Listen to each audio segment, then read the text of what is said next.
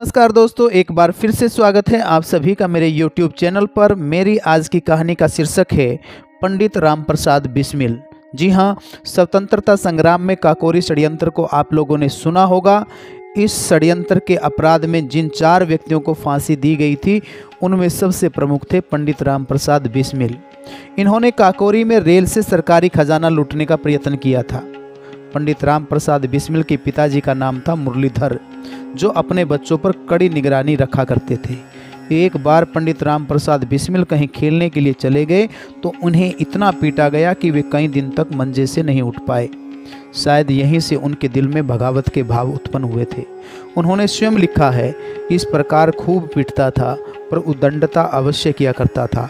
शायद उस बचपन की मार से ही यह शरीर बहुत कठोर और सहनशील बन गया था। रामप्रसाद बिस्मिल में पढ़ने की बड़ी इच्छा थी। वे जैसे तैसे पैसे जुटा करके किताबें खरीदते और उन्हें पढ़ते थे, और पढ़ने की इस आदत की वजह से दुर्भाग्य से उनके हाथों में कुछ अश्लील साहित्य लगता है, जिनको पढ़ करके उनके जीवन के अंदर अनेक बुराइयां घर कर जाती है। जब उनके दादाजी को इस बात का पता चलता है कि उनका छोटा सा पोता अश्लील साहित्य लेकर के पढ़ता है तो उनको बड़ी पीड़ा होती है। सौभाग्य से उनके घर के बगल में एक आर्य समाज मंदिर था। वो आर्य समाज मंदिर के पुरोहित के पास जाता है और अपने बच्चे के बारे में उससे डिस्कस करता है। और वो आर्य समाज का पुरोहित बड़ा ही विद्वान पुरोहित था। वो उनके दादा को कहता है कि पंडित रामप्रसाद बिस्मिल को आर्य समाज में लेकर के आया करो। और जैसे ही पंडित रामप्रसाद बिस्मिल आर्य समाज में आना जाना शुरू करता है तो उस पुरोहित के उपदेशों से प्रभावित होकर के अपनी बुरी आदतों को छोड़ देता है। और इन्हीं दिनों उन्हें एक पुस्तक पढ़ने को मिलती है, जिसको देवऋषि दयानंद की अमर पुस्तक सत्यार्थ प्रकाश कहा जाता है। और इसे पढ़ करके उनके जीवन का एक नया अध्याय शुरू होता है। उन्होंने स्वयं अपनी आत्मकथा के अंदर लिखा है कि इस ग्रंथ ने उनके जीवन को बदल करके रख दिया है। पंडित रामप्रसाद बिस्मिल को अपने पूर्व के कर्मों के ऊपर बड़ी गलानी महसूस होती है। अब अपने जीवन को सुधारने के लिए वे एक तख्त पर कंबल बिछा करके सोने लगते हैं। रात के समय केवल एक वक्त खाना खाते हैं। किसी के कहने से शहर छोड़ देते हैं। उबाल कर दाल और साग से एक समय भोजन करते हैं। मिर्च और खटाई को छूते भी नहीं। नित्य प्रति व्यायाम और संध्या करते हैं। और अगर कोई साधु महात्मा आ जाए तो उनके उपदेश को सुनते हैं। आर्य समाज में उनकी श्रद्धा देखकर कुछ लोगों ने उनकी शिकायत उनके पिताजी से कर दी। पिताजी ने जिद पकड़ ली कि या तो आर्य समाज को छोड़ दो या घर छोड़ दो। आर्य समाज उनके लिए सर्वोपरि था। पंडित रामप्रसाद बिस्मिल टस से मस नहीं होते। केवल एक कमीज और धोती पहन करके घर से निकलने को तैयार हो जाते हैं और पिता के पैर छू करके घर से निकल पड़ते हैं। जंगल में एक पेड़ पर रात बिताते हैं। भूख लगने पर खेतों से हरे चने तोड़ करके खाते हैं। नदी में स्नान करते हैं और जलपान करते हैं।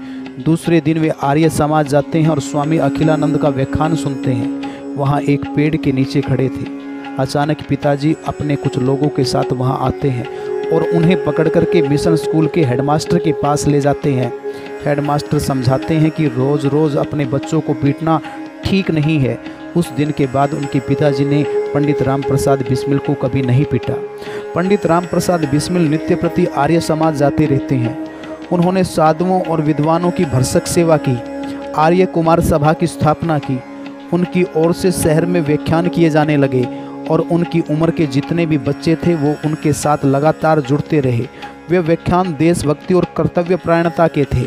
उचित स्थान न मिलने के कारण आर्य कुमार सभा मैदानों में चलने लगी, जिसके परिणाम स्वरूप बच्चों की संख्या हजारों में होने लगी, जो पंडित रामप्रसाद बिस्मिल से प्रभावित थे। इन्हीं दिनों पंडित रामप्रसाद बिस्मिल का संपर्क ऐसे व्यक्तियों से होता है जो देश की आज़ादी के लिए काम कर रहे थे, जिनमें प्रमुख थे लोकमान्य तिलक। सौभाग्य से लोकमान्य तिलक शाहजहाँपुर में आए और उनके विचार वहां पर सुने और उनके विचारों से प्रभावित होकर के वे आज़ादी के संघर्ष में कूद पड़े। उन्होंने अमेरिका को स्वाधीनता कैसे मिली पुस्तक लिख करके देशवासियों के खून को गर्म करना चाहा। बोल्शेविकों की करतूत, मन की लहर, कैथराइन, स्वदेशी रंग, योगिक साधना, न जाने कितने साहित्य लिख करके उन्होंने उनका अनुवाद किया और उनको लोगों के बीच में बांटा। और देश में देशभक्ति के लिए जो लोग संघर्ष कर रहे थे, देश को आज़ाद करवाने के लिए जो लोग लगे हुए थे, उन तक अपनी सोच को और अपने दृष्टिकोण को पहुंचाने का प्रयास किया। काकोरी रेल डकैती को कौन नहीं जानता। उन्होंने इस डकैती को इल्ज़ाम दिया था और इस अभूतपूर्व योगदान के लिए उन्हें सदा इतिहास के अंदर अमर स्थान प्राप्त है। इसी केस में वो पकड़े गए थे और 19 दिसंबर सन 1927 को उन्हें गोरखपुर की जेल के अंदर फांसी की सज़ा दी गई थी। फांसी घर के दरवाजे पर जाकर उन्होंने कहा था, मैं ब्रिटिश साम्राज्य का विनाश चाहता हूँ। इसके बाद तख्ते पर खड़े होकर के उन्होंने केवल एक ही मंत्र का पाठ किया था, ओम विश्वानी देव सवितर दुरितानी परा स्वाहा यद भद्रम तन्य आस्वा, जो देव ऋषि दयानंद का सबसे प्रिय मंत्र था। और इसके साथ साथ ईश्वर स्तुति की उपासना करते हुए उसने फांसी के फंदे को चूम लिया था। तो प्यारे बच्चों, ऐसे ऐसे देशभक्त जिन्होंने देश की आज़ादी के लिए काम किया, ऐसे ऐसे युवा जिन्होंने आग की तरह दधकती हुई अपनी अंधी जवानियों को जेल की काल कोठरियों के अंदर स्वाहा किया, तो ऐसे लोगों को याद करने का पल हमेशा हमारे दिलो दिमाग के अंदर रहना चाहिए और हमें देशभक्तों के जीवन को, उनके साहित्य को पढ़ना चाहिए। उम्मीद करता हूं कि आपको मेरी ये वीडियो अच्छी लगी होगी। अगर आपको मेरी ये वीडियो अच्छी लगी हो तो इस वीडियो को लाइक करना, शेयर करना और मेरे चैनल को सब्सक्राइब करना। Thank you.